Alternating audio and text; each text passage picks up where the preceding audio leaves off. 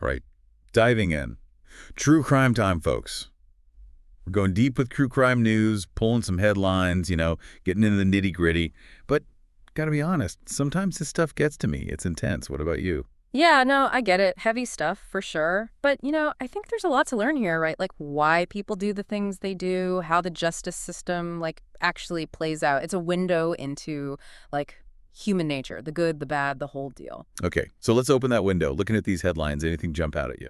Honestly, first thing I noticed, all over the map, these cases. Indiana, Texas, Florida, heck, even Alaska.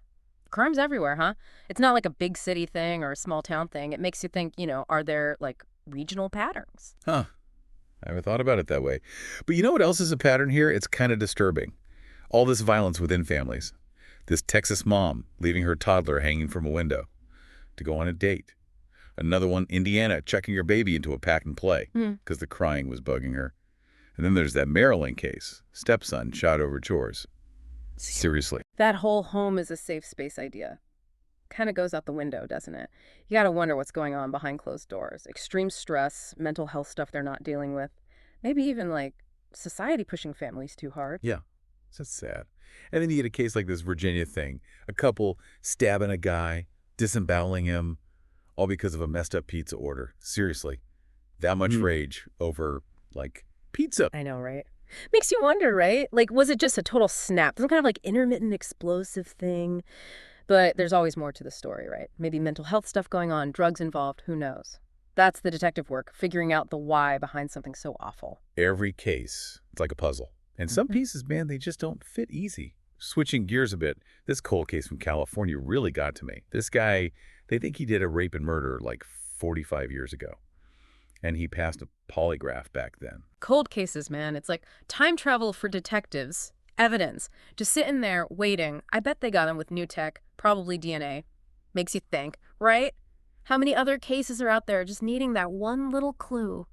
It's amazing what science can do these days. And speaking of old cases, there's news on that Susan Smith case. Denied parole. 30 years she's been in there for killing her sons. I remember when that happened. Shook everyone up. Should she have gotten parole? What do you think? Tough one, right?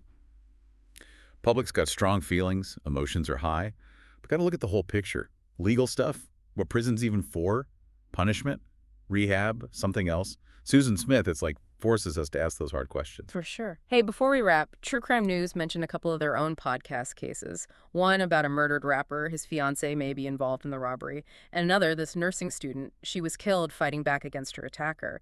What do you think about true crime podcasts, in general? Are they a good thing?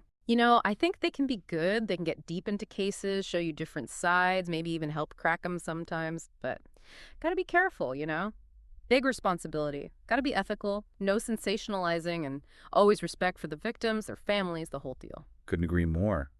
Phew, we covered some ground today. Geography, family stuff, crazy reactions, cold cases, even podcasts. So much. What's the one big takeaway you'd want our listener to walk away with? Let me think. I guess it's that crime is complicated. It's not black and white, good guy, bad guy, like the movies. It's people, it's systems, it's all messed up together. Makes you wonder, is justice even a real thing? Or is it just an idea we chase, something to chew on, right? That's deep, man. And on that note, we're out. See you next time for another deep dive.